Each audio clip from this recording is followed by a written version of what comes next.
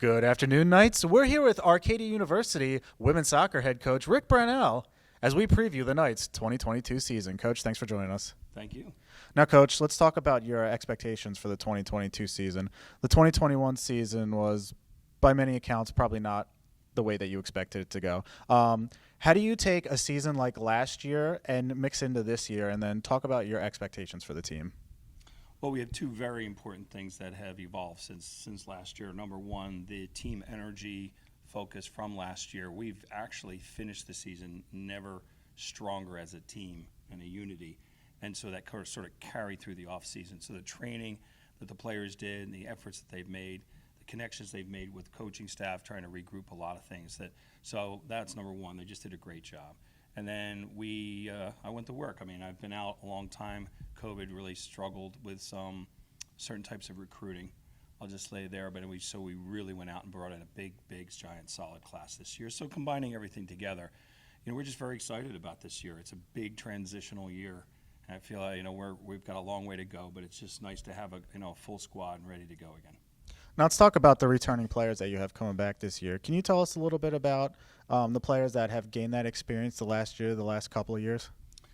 Yeah, I mean, we're returning, sort of all-regional player, Riley Ratcliffe, into us. She's a little outside back. She's, one of the team leaders on there. She's been an impact player since her freshman year and, kind of a big leader. Again, it's been a rough time for the senior class because of COVID and some injuries, and we also have study abroad and things like that. So, but I'm really excited that some of the seniors have just stepped up so much this year. Taylor Gubler is coming back and has never looked better coming in, so she's immediately making an impact as well. Angela Rosenberger's always fit, ready to go, she's done solid around the midfield. Amanda Thaler is one of the injured ones that have finally found her legs back again in the spring, and we're so excited to see her at full speed. I probably can go on all day with others, but just those off the top of my head, just real excited to see the energy around the team for some of those seniors coming back. And you kind of talked about the newcomers that you have coming in a big class. Can you tell us what we can look forward to with some of the players that will be trying to break in for the first time this year? Yeah, every area of the field. I mean, we brought in 3 keepers, so we have 3 very solid keepers, all of which will get decent amount of playing time for sure. So that solved a big problem for us coming in for this year. We've got 2 or 3 impactful first-year players and on the defense, midfield, and up top. So we have 15 freshmen, and first-year players are going to definitely make an impact all over the field. So probably too numerous to list here, but kind of went through my head, and we're looking at 2 or 3 major impact players in each area of the field. So it's going to be a very strong class for us moving forward. Now let's talk about the 2022 schedule. Your team in particular, every year, very tough schedule, nationally ranked opponents, regionally ranked opponents. Can you talk about some of the highlights that we can look forward to in the 2022 schedule?